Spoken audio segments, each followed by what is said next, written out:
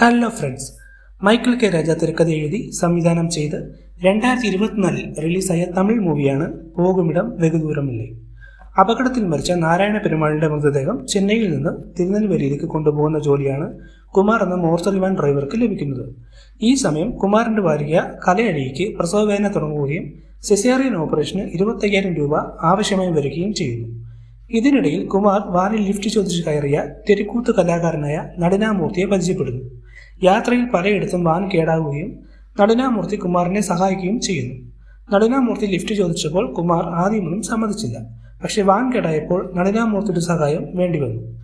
മൃതദേഹം ആര് സംസ്കരിക്കണം എന്നതിനെ ചൊല്ലി നാരായണ പെരുമാളിന്റെ 2 മക്കൾ തമ്മിൽ തർക്കമുണ്ട്.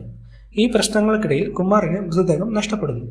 പിന്നീട് കലയടിയുടെ ഓപ്പറേഷന് വേണ്ടി പണം സംഘടിപ്പിക്കേണ്ടതിനാൽ കുമാർ തിരികെ വരാൻ കലയടിക്ക് ആവശ്യപ്പെടുന്നു. കുമാറിന് അത് ദേഷ്യം വരുത്തുന്നു. നാരായണ പെരുമാളിന് 2 ഭാര്യമാരുണ്ട്. അതിൽ 2 ആൺമക്കളും ഉണ്ട്.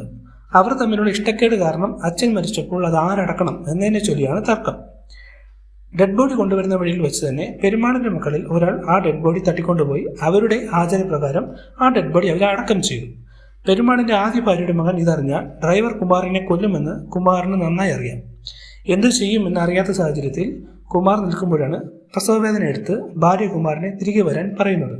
കുമാറിന് ഡെഡ് ബോഡി എത്തിച്ചു കൊടുത്താലേ ഭാര്യയുടെ പ്രസവത്തിന് ആവശ്യമായ ക്യാഷ് 25,000 രൂപ കിട്ടുകയുള്ളൂ. അത് കിട്ടാതെ കുമാറിന് തിരികെ പോകാനും കഴിയുകയില്ല.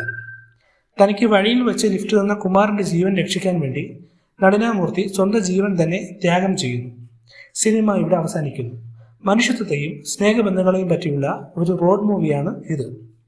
ഇതുപോലുള്ള മൂവി റിവ്യൂസ് ആൻഡ് അപ്ഡേറ്റ്സ് അറിയാൻ നമ്മുടെ ചാനൽ സബ്സ്ക്രൈബ് ചെയ്യൂ, ലൈക്ക് ചെയ്യൂ, കമൻറ്റ് ചെയ്യൂ, ഷെയർ ചെയ്യൂ. Thank you friends.